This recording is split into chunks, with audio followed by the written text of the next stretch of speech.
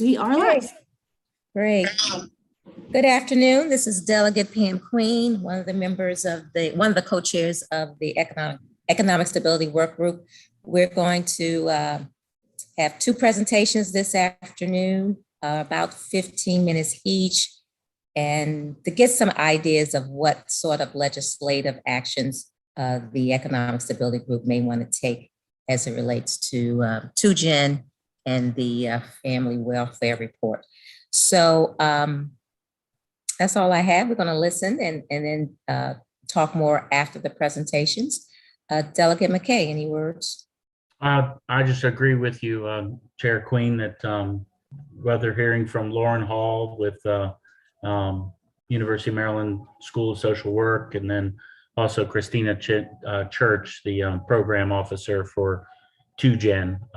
So I think we got some really good stuff coming up, and just I think we need to turn it over to them and let them educate us as we move forward. Thank you. Sounds great. And thanks for all the work group committee members that are here. I think the 2Gen was going to be first. Is that correct? I do believe Ms. Church is correct. That is Okay. up first, please. Thank you. All right. Well, we're ready to go. Thank you, Ms. Church. All right, thank you so much. And just Grace, am I sharing my slides from here? We will share those slides for you. Oh, perfect. Okay, well, let me know when you're ready.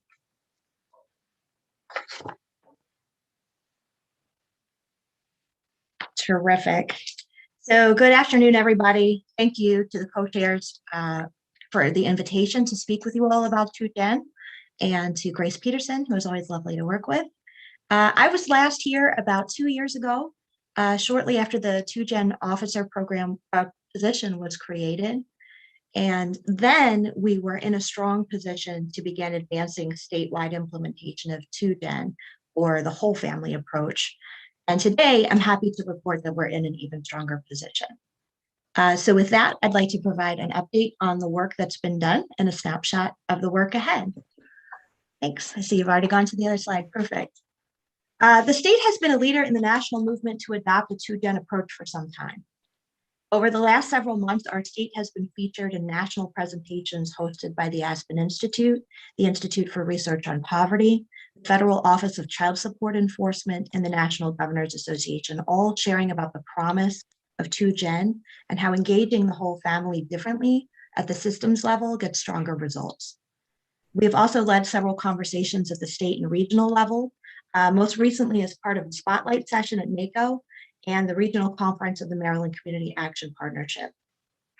As you know, we've been fortunate to have the vision and leadership of the Hogan administration in advancing 2Gen across the state, starting with an executive order in 2017 that created the 2-Generation Family Economic Security Commission. And that commission was chaired by the Lieutenant Governor and issued recommendations that the state ought to update the way that we engage with families using this 2Gen or whole family. When I was here with you last, we had a lot of momentum, and today I can share that we have two new pieces of infrastructure that are helping to advance 2Gen across the state. The first is that House Bill 1363, the 2020 session, which came out of this body, created a permanent home for the statewide 2Gen Commission within the Department of Human Services. I'll share a little bit more about the activities of that commission in a moment. I wanted to touch on the second piece of infrastructure as well, which is the governor's executive order that came out this summer that creates some additional coordination between that 2Gen commission and MD Think. So if we could go to the next slide, please.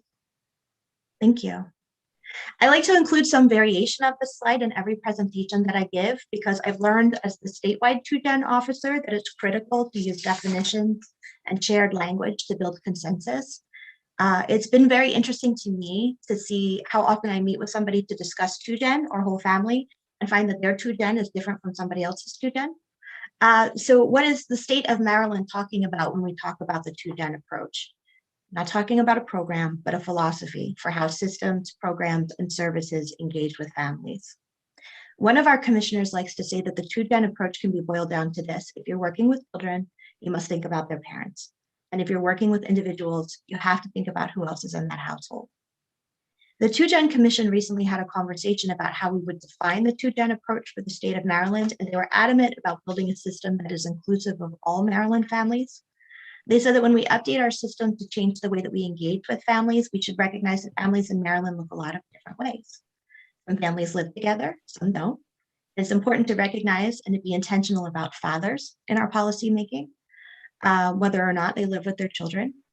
Some families have multiple generations under one roof, caregivers across the lifespan, fictive kin. Some families have experienced trauma or adverse childhood experiences. And some families meet the federal definition of poverty, but others might be one emergency away. The 2-Gen approach offers a framework for organizing the various programs and services for individuals throughout the state into one coordinated system that takes that whole family where they want to go. So we could go to the next slide. Thank you. If I accomplish just one thing as Maryland's 2-Gen program officer, I hope that it's this. I hope that all of us at the state understand that if an agency or a program works with an individual, then it also works with that person's family. We are all part of family-serving organizations, even if our organization only delivers one piece of what that whole family needs. The working theory of 2-Gen is that if state agencies are all working collectively using 2-Gen principles, then we're going to see stronger results. Specifically, we'll see better economic stability, healthier babies, stronger outcomes for older youth, and safer communities. No one program or agency will be able to do this alone, but together, using 2-Gen principles, we can create a powerful collective impact on the whole family. Next slide, please. So as I mentioned, there is now a permanent 2-Gen commission within the Department of Human Services. That commission is chaired by the DHS Secretary, Secretary Padilla, and I am serving staff to that commission. There are 15 commissioners, primarily from state agency leadership, as well as 2 members of the House and 1 member of the Senate, and 2 members of the public who were appointed by the governor. In addition, we are represented by a local Department of Social Services director, a local health officer, and a commissioner selected by the Maryland Association of Community Colleges.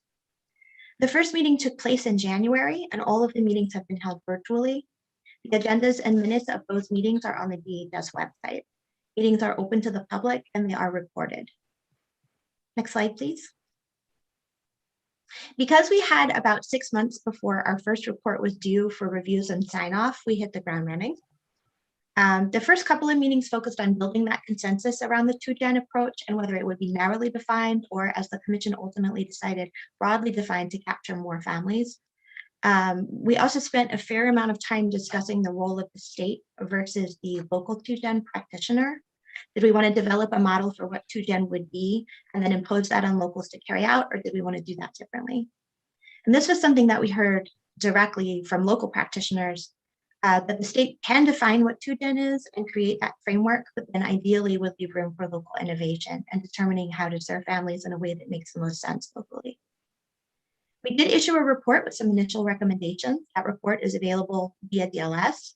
There were 2 major recommendations within that report. First, to identify measurements that don't take a whole generation to know if our 2-Gen approach is on target. We offered some suggestions under 4 broad categories. I would expect that this area is going to continue to evolve, particularly as we're talking about rolling out a pilot. The other primary recommendation in the report was around the need to hold each other accountable as state agencies for achieving 2-Gen readiness through process outcomes. This is something we've been doing at the Department of Human Services through our past plans with our local departments. In addition to measuring how well the 2-Gen approach is working with families, we also need to start looking internally in agencies to see how well we're set up to work with families in this different way. And finally, we've begun the work of meeting our charge to identify opportunities for coordination at the state agency level with the intention of improving families' economic and employment outcomes. Next slide, please. The major task for the commission during the coming year will be to synthesize all of these opportunities for coordination into a pilot that will serve selected families through one multi-agency effort. There's great appetite on the part of the commission to begin doing the work and updating the way that families in Maryland are served. And the pilot will offer an opportunity to put into practice some of the concepts that we've been endorsing, as well as to start to collect and refine whole family outcome measures. There is also a lot of interest in including more family voice in our 2-Gen efforts. Family voice is one of the primary principles of the 2Gen approach, and we've been looking at how other states have been incorporating families into their planning and review processes to create a feedback loop so that the people most impacted by our changes in policy and practice will have a seat at the table in determining what that's going to look like and how that's going to. And we'll continue to hear from experts with direct knowledge in addressing poverty. Next. Thanks again for this opportunity, and I'm happy to take questions.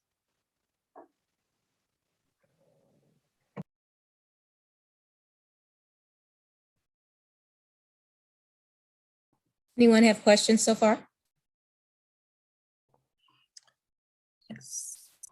Delegate Chi. Thank you, Chairwoman Queen. It's a very basic question. When we talk about 2Gen, first of all, thank you for the overview and for your work. Before I joined the legislature, I was also aware of Montgomery County's 2Gen initiative. Just for clarification, when you talk about 2Gen, what are the basic qualifications? You're muted. Thank you for that. You'd think I would have it down by now. Thank you. So, and we go into this in the report of defining what makes an effort a 2Gen effort, but what the Lieutenant Governor's Commission embraced, and then we have brought over to the Permanent Commission, DHS, is the idea that came from Stand at the Aspen Institute, that there are 5 basic principles to a 2Gen approach.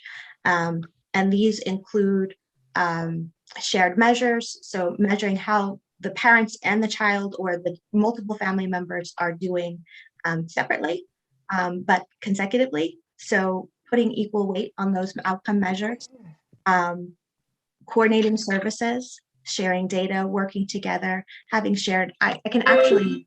So Yes, it's by income level. It doesn't have to be.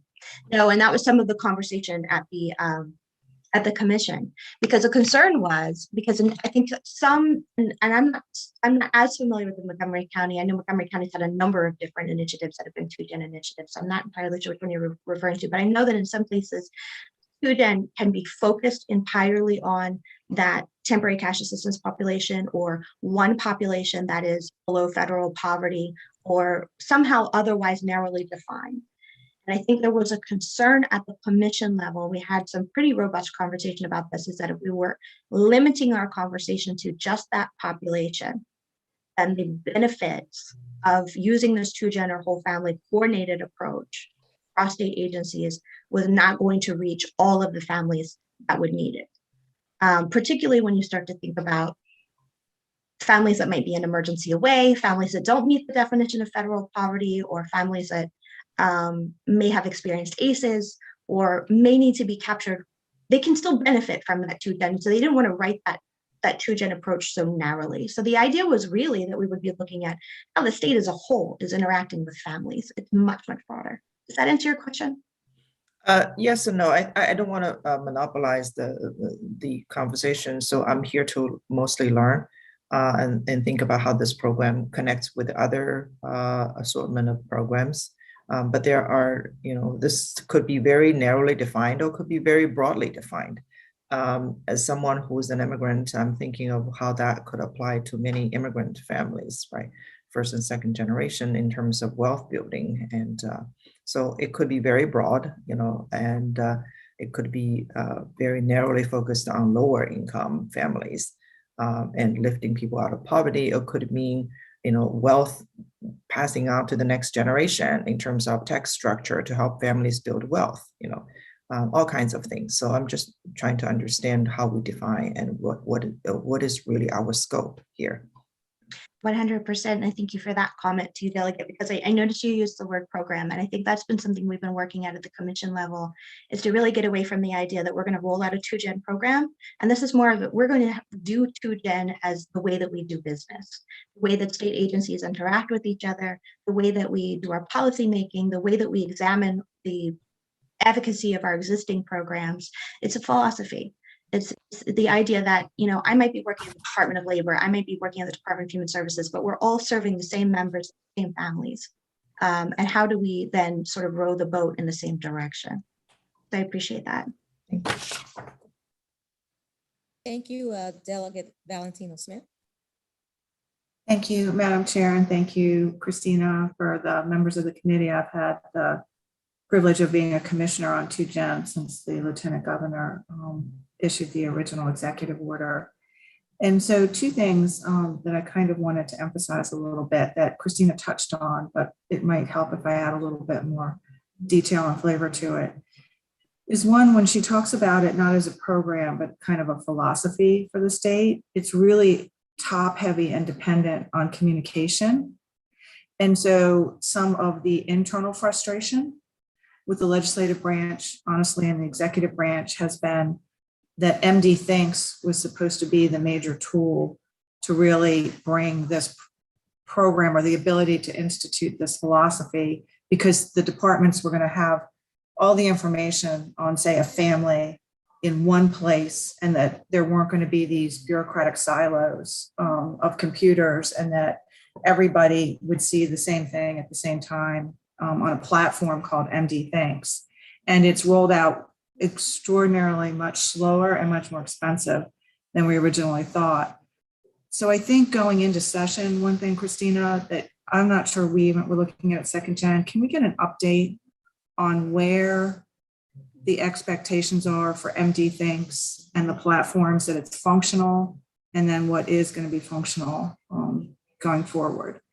And then I guess I lied, I'm going to say 3 things. The second thing is 2 of the bullets that Christina talk about incorporating family voice and experience and continuing to hear from those with direct knowledge. So Christina, you don't have it in here as a bullet, but it was my understanding I was going to put in a piece of legislation that actually addresses adding somebody with lived experience to the commission. And we have the AG's opinion to decide whether or not we can also afford reimbursement to a member that we expect that has a live and shared experience to come and talk to us. None of the other members are paid or reimbursed, but certainly somebody in this situation is going to likely need parking and gas and something else. And they're not going to make a living off being on the commission, but we certainly understand that they are in a position. So one of the things, Madam Chair, may be, I'll talk to Christina again and get this legislation drafted, that after hearing this report, that this committee is supportive of us actually doing something functional during session about making sure those voices are heard by adding them as direct members to the commission. And then the third thing that I was going to mention, Christina's going to probably know exactly what I'm going to say, is for 2 years, some of us in particular, because we see the budgets here at the General Assembly, have been concerned that the philosophy that you need to care about the entire family sounds good, sounds great. I mean, some of this sounds like we should have intuitively already thought about all of this when we were taking care of families. But we are not at the same time examining whether or not the benefits we're providing are actually sufficient. And I think we're going to get that in the next report, actually, Madam Chair. But that 2nd Gen and this committee in our evaluation is that in addition to communication and philosophy, if we're not providing meaningful benefits to help people exit poverty and stay out of poverty, it probably doesn't matter how good our communication is. So thank you, Madam Chair, for letting me make those 3 points. Sure, thank you much. Anyone else have a question as we go to the next presentation? I do want to mention a couple things and make it to some of Delegate Chi's questions, and this may be answered later, or if we have some time to talk about it at the end. But for the pilot, how are families going to be chosen, or individuals going to be chosen? Is that recommendations from the county, or how might that happen? And then in terms of the implementation, is the idea that would be standard across all of the jurisdictions in the state, or could there be some variations on how things are implemented a little different? We can talk a little bit more to that. The funding piece of that, is that something we need some action to make sure that this pilot is appropriately funded so that it can be done? And then what will be those key outcome measures so we know that we're reaching some of those goals? So I think that's part of some more of a further dialogue we should have about that, that would be helpful. Okay. All right. Let's go into our next presentation. Ms. Hall, is Lauren Hall here? Thank you. Let me share my screen.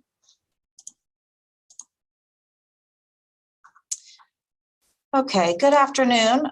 Thank you for being here today for the overview of the 2020 Life After Welfare Study. My name is Lauren Hall, and I am an Assistant Research Director at the University of Maryland School of Social Work. I co-lead the Life After Welfare Study with my colleague, Leticia Passarella. And as you know, we've been leading this study since its inception more than 25 years ago here at the School of Social Work. It's a project in which we take great pride. And the goal of this study is to examine the short-term outcomes of families who leave TCA, Maryland's Cash Assistance Program, to hopefully inform programmatic and policy decisions about some of Maryland's most vulnerable families. So this research is made possible through our long-term research partnership with the Maryland Department of Human Services. So I want to just take a second to thank them for their partnership and for continuing to support this important work. So for this year's update, we looked at 24,000 temporary cash assistance cases that closed between July 2016 and December 2020. We chose to examine this time period because it offers a good contrast between families who left during a period of economic stability, families who left right before the pandemic, and then families who left during the first part of the pandemic. And as you'll see in this presentation, there are some differences across these cohorts. Because this study period covers calendar year 2020, I do just want to briefly touch on the economic context and how that relates to TCA recipients. So as you know, this recession that we experienced largely impacted women. The overwhelming majority of jobs that were lost last year were lost by women, which is not typical for economic recessions. And two of the reasons that women were most affected were, number one, childcare issues related not only to virtual schooling, but also childcare centers closing and labor shortages at childcare centers. And two, women are overrepresented in low-wage jobs that were hit hardest by the recession, such as childcare, restaurants, retail, hospitality. And the women who were affected most by this recession were women with children, Black and Latinx women, and women with less formal education. And we know that these groups of women are the primary recipients of TCA.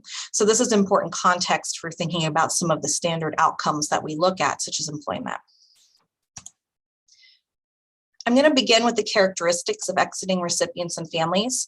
The TCA program serves a wide range of families, but there are some common themes and characteristics from year to year. Families typically include 1 or 2 children. They live in one of the most populous jurisdictions in the state. Usually families are repeat customers. They've received TCA before, but even though they may be repeat customers, long-term previous receipt is very rare. This year, though, we did see some interesting changes across cohorts, notably for the pandemic cohort of families. Due to time constraints, I'm only going to discuss a couple of the changes that we saw, but I do have some additional slides I can share later if there are questions about other changes. So the first set of changes that I will review are demographics. This slide shows that in the exiting caseload, there was an increase in the percentage of recipients who were male, white, Latinx, married at some point, and who had additional education after high school. These findings weren't surprising to us because we did see in the initial months of the pandemic these changing demographics in the active caseload. So we expected to start seeing these same changes in the exiting caseload too. But it's important to note these changes because they can have an impact on outcomes. The figure on this slide shows the overall direction of the changes in closure reasons across cohorts, while the table below provides the exact percentages for you. So in general, prior to the pandemic, we were seeing a slow increase in the cases that had income too high for the program. And we were seeing a decrease in cases that were not complying with the work requirements. These gradual changes turned into substantial changes for the pandemic cohort. So you can see this very large jump in the percentage of cases that closed due to income above limit, and a very large decrease in the percentage that closed due to a work sanction. This decrease in work sanctions is really just a reflection of the temporary flexibilities that DHS put in place for TCA customers during the pandemic. Moving to the next closure reason, we see that there was also a decrease in families whose cases closed because they did not maintain eligibility. Again, this is also a reflection of some of those temporary program changes, such as extended recertification periods and waiving interviews during the pandemic. And finally, there was an increase in cases that closed because they did not reapply. And this happens because there was a federal level lapse in automatic redeterminations for certain programs that happened last summer, and that ultimately impacted TCA leavers. I'm now going to talk about outcomes, and I'm going to show two versions of the employment and earnings analyses. The first will look at the year before TCA recipients entered and the year after they exited. And while the second analysis will look at the quarter before and the quarter after. And the reason it's important to show both is because we don't have one-year follow-up data yet for the pandemic cohort, but we do have quarter after data. So I'm going to show you both. I'm going to begin with the annual measure of employment. Consistent with previous Life After Welfare findings, recipients experienced gains in employment. Prior to the pandemic, about 60% of recipients were employed in the year before their spells, and more than 60% were employed in the year after exit. You can see that the employment gains are much larger for the economic stability cohort than for the pre-pandemic cohort. And that's because the after exit data for pre-pandemic represents the height of the recent recession. So employment gains were much smaller. For the pandemic cohort, we only have year before data, and you can see the difference in pre-TCA employment compared to the other two cohorts. And this is why we covered some of those changes in the caseload composition, because this group of recipients, as we can see, is different. And as shown here, they were more likely to have worked in the year prior to joining the program. When we look at the quarter before TCA and the quarter after exit, you see the same pattern for the economic stability and pre-pandemic cohorts. So there were substantial employment gains from the quarter before entry to the quarter after exit. For the pandemic cohort, though, the trend went in the opposite direction. Even though pandemic recipients were more likely than the other cohorts to be employed before TCA, they were least likely to be employed in the quarter after, and they actually had a loss in employment rather than a gain. Even during the Great Recession, we didn't see this pattern. TCA recipients still had employment gains between entry and exit. So this recession really has been quite different. And this is only one quarter of data. So when we have more follow-up data, we'll have a better picture of the full effect on employment. We also looked at median earnings in Maryland. Consistent with previous findings, recipients experienced gains in earnings. Prior to the pandemic, employed recipients were earning between $6,000 and $8,000 in the year before entering TCA. And in the year after exit, earnings were roughly between $10,000 and $12,000. So there were substantial gains in earnings. You can see again that gains in the earnings were largest for economic stability cohort, and the gains were a bit smaller for the pre-pandemic cohort. Employed recipients in this cohort likely experienced some kind of employment loss during the pandemic, perhaps a reduction in hours, or maybe they were laid off temporarily, so their earnings were a bit lower. And then finally, for the pandemic cohort, we do not have year after data, but we can already see that this group of recipients earned nearly double what recipients in the economic stability group did prior to entry, which speaks to what they can potentially earn when they leave. On this slide, you see the same trend for the first two cohorts where there are these increases in earnings, but the increase is larger for the economic stability cohort.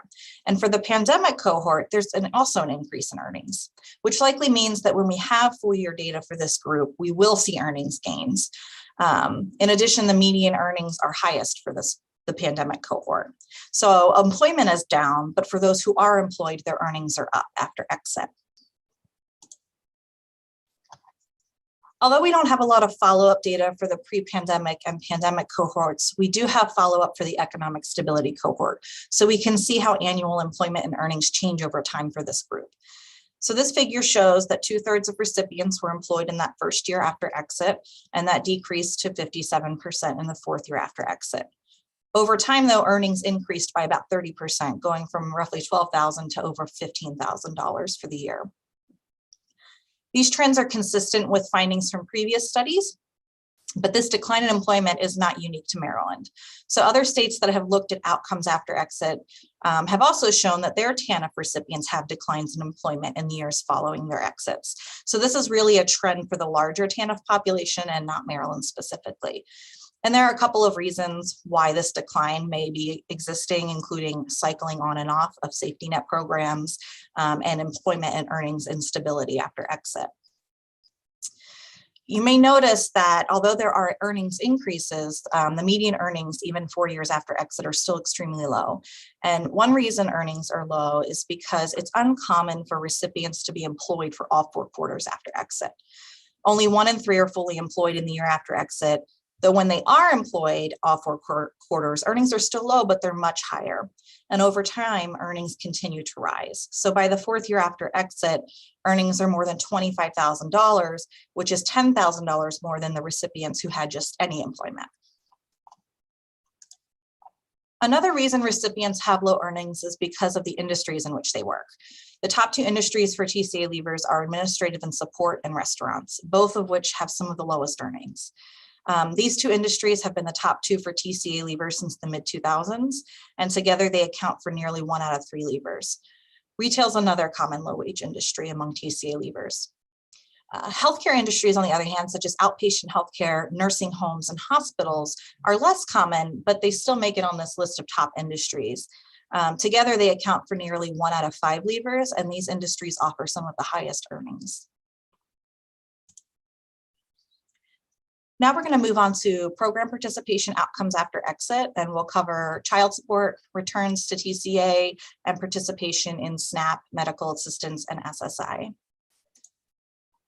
So what we consistently find in the Life After Welfare study is that most families have an open child support case in the year after leaving TCA. However, only about 1 in 3 have a support order established.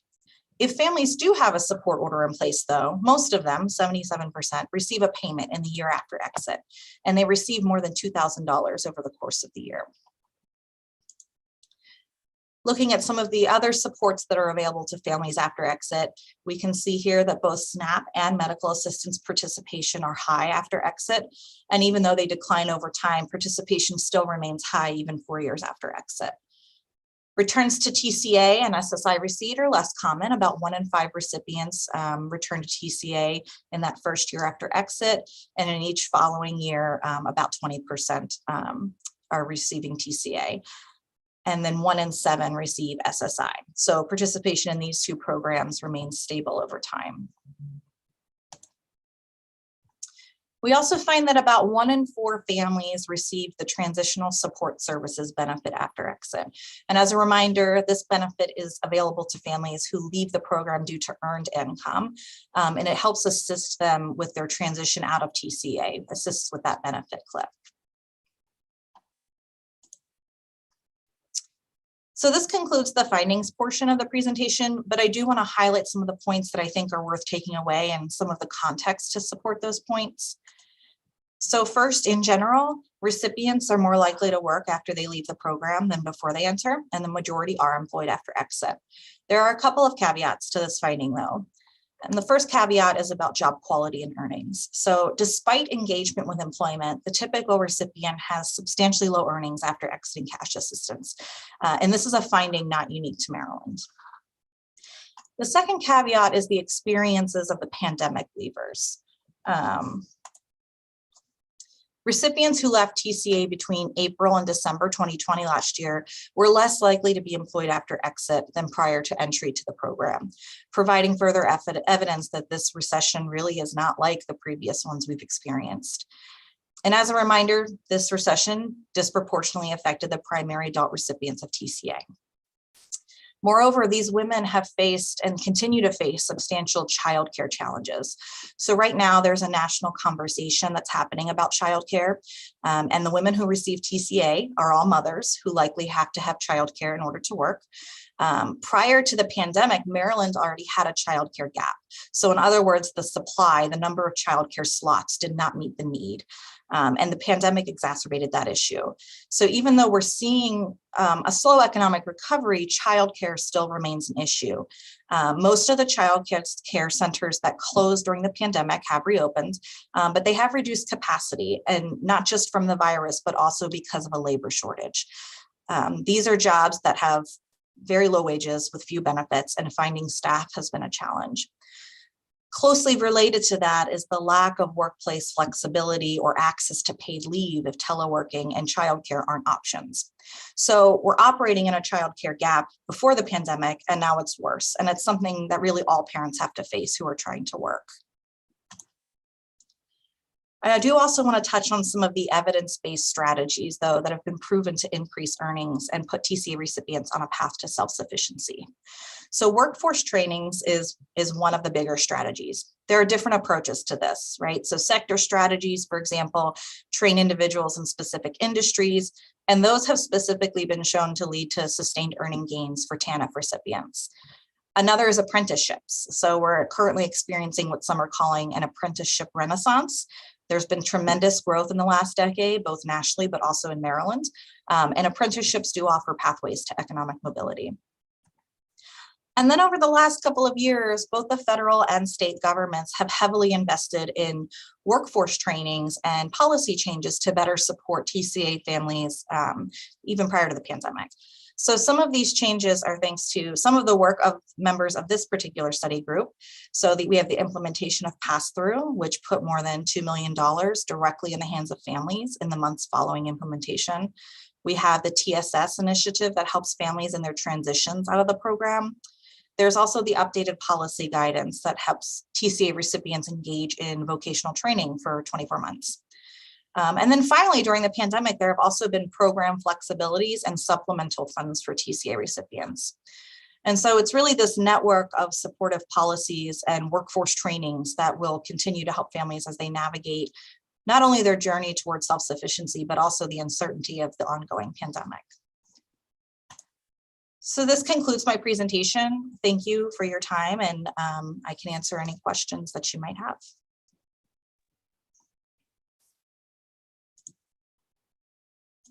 Well, thank you so much. Any questions? Okay, Delegate Valentina Smith. Thank you. Sorry, you guys know I have a passion here with this since we do the budgets and appropriations. Thank you for the presentation. So just can you remind us, if you have it at your fingertips, I'm always trying to remember, on the slide where you showed us the increasing income for 4 or 5 years out, it was like $15,000. What is the poverty level? What's the federal poverty level for like a family or an individual? Is that still considered poverty? Right, so that is poverty. I don't know the exact number. It's somewhere around 21,000 or so for a family of 3. So pretty much from the slides that you showed us, although the wages were increasing, we can really conclude that they're still living in poverty. Right, I think the exception to that are those who are fully employed, right, who are able to maintain employment for the entire full year. Their wages do exceed the poverty threshold. And then, but even at the poverty threshold, with the cost of living and housing, if you're paying more than 30% of your average monthly income in housing, then you still really don't have any a lot of disposable income, right? Okay. Does your report, I have the report, I'm sorry, I haven't had a chance to look at it all yet, Lauren. Does it talk about housing or housing availability or the impact of housing availability on the ability to maintain work or the ability to, and transportation to keep yourself, once you leave, to keep yourself in the workplace? We do not cover housing in the Life After Welfare report, and we don't have access to housing data to be able to do any analyses on that. Well, thank you. Your report's really been I think, very helpful to all of us. And I appreciate the presentation. Thank you, Madam Chair. Thank you. Thank you. Anyone else have any questions? I don't see any other hands. I did have a couple questions, Lauren. I haven't a chance to read the report, but in your findings as it relates to the barriers to employment, I know you talked a little bit about childcare, and is childcare training, can I derive from this that that's the key issues that you found were barriers to employment, or am I reading too much into it? So we don't cover in the report specific barriers, right? We don't do any qualitative research where we interview recipients and find out what their particular challenges are. But we do know that in general, childcare is an issue for TANF recipients. So we do talk about that a little bit. And right now, because of what has been happening in the last year and a half, childcare is really at the forefront of a lot of conversations, not just for TANF recipients. So we don't specifically go into all of the barriers that this population faces, but childcare is certainly a big one, especially right now. Sure. And about training, I did hear you talk about training being available, and that was helpful. Is that, I don't know how was there a different treatment group, those who got more training versus others? Again, you didn't look at that in that level of detail. Right. So we don't do any randomized controlled trials, but there is research out there on the TANF population where a treatment group gets a certain set of sector training, typically in healthcare fields. That's more popular these days. And then there's a control group that doesn't get that same level of training. And then the outcomes that we've seen in those other populations in different states show that these kinds of trainings and apprenticeships really do help move them towards self-sufficiency and increases their earnings over time, short-term and long-term. Okay. And just my last one. Yep. Were there any sort of legislative actions you wanted to see happen out of this, or was that more than what you all were looking at? We don't take a stance on legislative actions. We provide you all the information and you can do with it what you would like to do with it. Understood. Any other questions from anyone else? Delegate McKay? No, ma'am, I'm fine. Thank you. So one of the things I think we did want to talk about is just to get some conversation about sort of legislative things we might look at. And I kind of want to give some more background to folks, especially as we have newer people on this work group. So I guess it was back in, I don't know, was it 2019 or 2020 when we did our listening tours across the state. We asked this specific question: what are some of the barriers to stability for families? And some of the things we heard about are housing, we heard about transportation to jobs, more training. Childcare was certainly one of them. I'm thinking it was a fifth one, but I'm not remembering what that one is at this point. But we had talked about as the work group, looking at childcare and housing as something we wanted to look at legislative actions. And so I know in 2021, we left kind of early. We did have a bill that we were looking at from a childcare standpoint. And I think we talked about doing something in conjunction with the housing committee. What is that committee called? Delegate Valentina Smith and Delegate McKay. Thank you, Madam Chair. The Joint Committee on Ending Homelessness. Joint Committee on Ending Homelessness. So, so I think we want to kind of see if that's still the pleasure of this work group to focus on 2022, some child care related legislation and housing related legislation. Is that still our interests? I think, Madam Chair, as we've talked, yes, it is. It dovetails with other work being done in the General Assembly.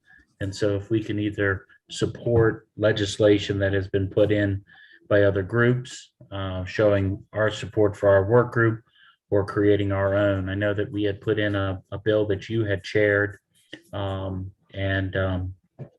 sponsored, I should say. And I think we need to put that back in as well, handling the child care. So. Okay. Any other thoughts? Yes, Delegate Valentina Smith. So thank you, Madam Chair. And we are fortunate we have the good co-chair Delegate McKay on the Joint Committee on Ending Homelessness. And, it is really so fulfilling to have the energy that this House committee has with you two here in this committee and our other committees, and the focus that we really want to have, and where we reach bipartisan agreement. So I mentioned that I'm going to put a bill in to add a member to the Second Gen Commission, which would be somebody that has lived experience. And so if this committee, after hearing the report, could be supportive of that, I think it would be helpful. From the Joint Committee on Ending Homelessness, I have to get with Senator Washington. What we're really finding, and this committee may echo, Madam Chair and Mr. Chair, if you could echo with leadership, is that we can't really move forward on the housing part as much as we want to, because we don't have the data that we need. And the couple places we're really focusing are, we have been pushing corrections, both at the state level and local level, to talk to us more specifically with direct data on people who are trying to re-enter society and what their housing status is. And the secretary has gotten a little bit better, but we still probably need to be more direct as the state legislature with what our policy is. And with respect to people who are in the hospital and when they're discharged, children in school. And so, our committee is really feeling like we need to have a big push to make sure that we have the right data. And I can send you some of the reports on that. I have a 4-part piece of legislation. I've been able to speak to the chair of appropriations, and I have a request in to speak to the speaker. But I think what we've seen is there are a lot of papers, and I'll get them over to you. The TANF program has really been, in evaluation in hindsight, fraught with probably unintentional systemic racism and disparate impact on communities of Black and Brown people who are trying to leave poverty in the way that it's administered and the expectations that it's placed and its penalties. And so a couple of years ago, I did a big bill to change the penalty portion. And we started to really then look at workforce requirements and what we as a state are doing with this population. And then we adjourned early because of the pandemic, and then it was a pandemic and we really weren't able to bring it together. So I have a 4-piece bill that's probably been about 2 years in the making to try to address what really are very disparate impacts on the community that is in TANF and temporary cash assistance from the workforce requirement. And so it really we as a state decided to be a little bit more strict than the federal government requires under TANF. And it's been harmful, I think, to our population. And so the bill is going to loosen up the places in temporary cash assistance where we've been more strict. One of the examples is that we've only offered the ability to be waived from the workforce requirement if you have a child, which is, if anyone that's had a newborn or child knows it's hard to still be in the workforce. But for a second child, we're not allowing that same waiver, and the federal government, certainly allows you to continue to afford it. So I've got 4 different places in the statute, 2 different bills. Another is when you talk about apprenticeships, we have the highest number in Maryland, the highest number of unpaid apprenticeships. I am actually, we'll use the word appalled, that I think we are supporting an unpaid labor force for a lot of employers off our very poor population. And so the bill is specifically designated towards making sure that both the department, DHS, and the Labor Department, we have 2 different workforce programs working at each other. It's taken me a bit to figure it all out. But that we are going to really require that these apprenticeships prove that they lead to paid wages and that they lead to employment that's actually got sustainable wages, and that it just doesn't stop. I believe that we should be concerned that they've been putting people in apprenticeship programs to meet the workforce requirement for the federal government, but that they've been meeting a federal requirement, but they've not been supplying meaningful work and a lot of unpaid work from this population.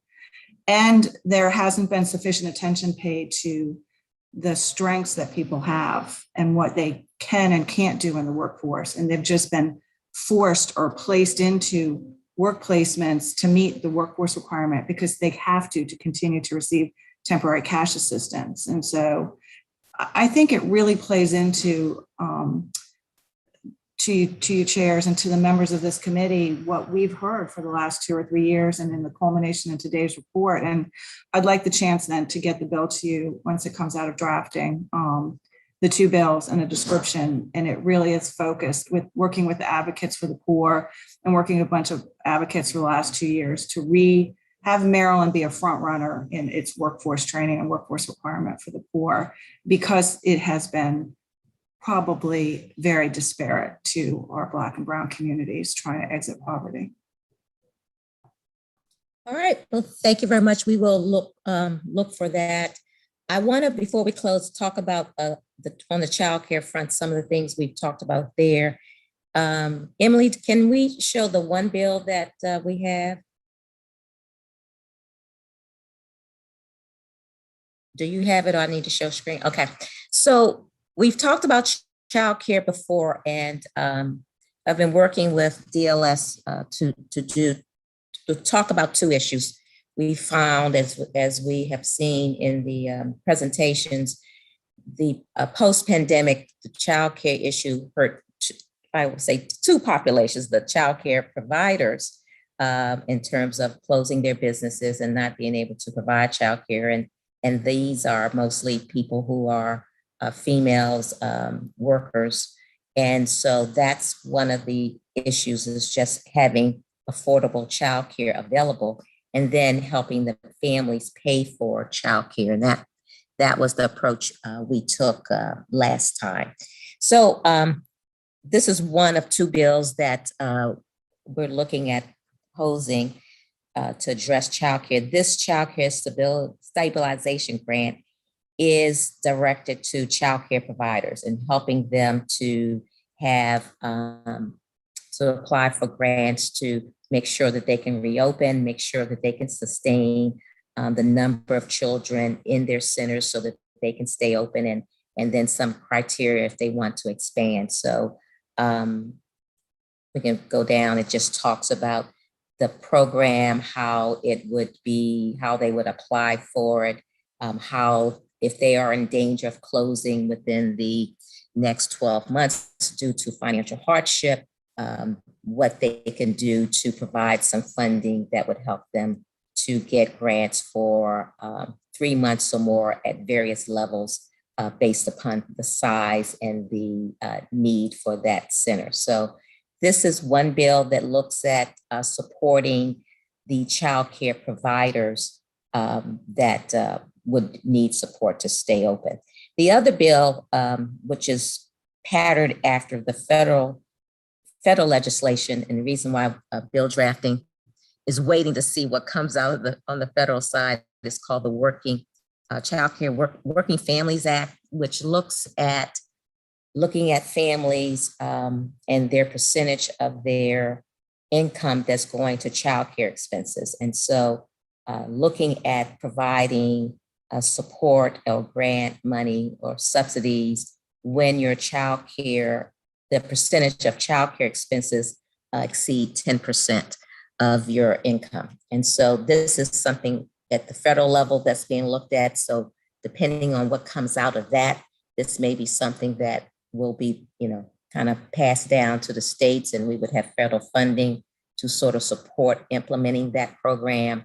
So we're kind of waiting to see what happens on the federal government on this issue, but it would look at then providing subsidies to the families as they are providing childcare to needing to address their childcare needs. So this bill that's here, you're seeing on the screen, is directed at childcare providers, the centers, getting them back open and keeping them open so that there's a place for families to go to send their kids to have affordable childcare, quality and affordable childcare, but also the other bill, the Childcare Working Families Act, which looks at the percentage of your income that's being spent on childcare expenses, which we're looking at drafting after we hear more from the federal government. Any questions on that or any thoughts on those 2 bills? Other than we need to proceed. Okay. So, so we will, as we get more, and we get those bills from bill drafting, we'll look at that, and send that around. What we did before is we'll meet and we can vote on what things we want to support.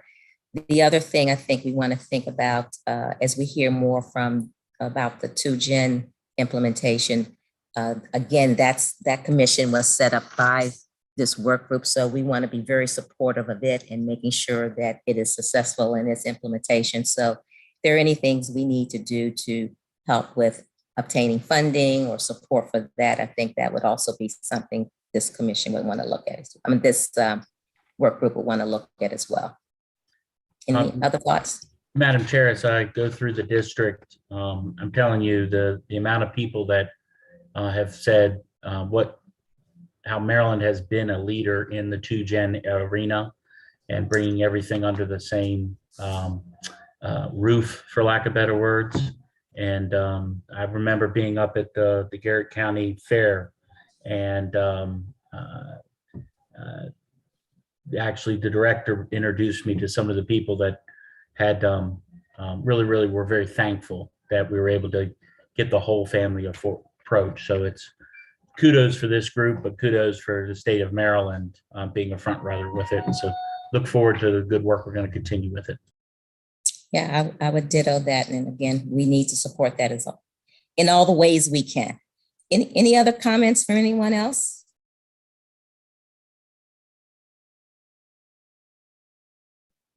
Can I just mention one thing? Sure.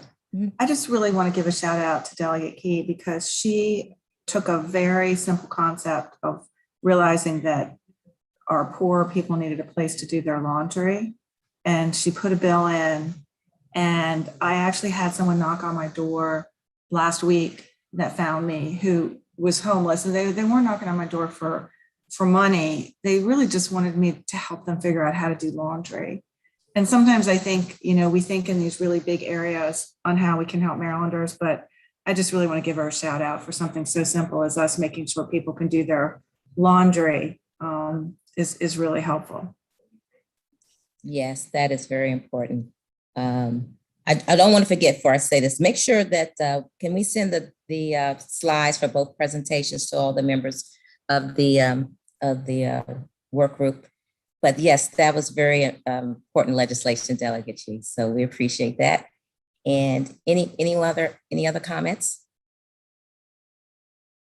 Well, again, thank you for your time, and we'll convene again, I guess, once session starts to finalize what bills we will support as legislation as we go forward. Thank you again for your time, and see you around. Happy holidays, everyone. Happy holidays. Happy holidays, everybody. Thank Bye-bye. you.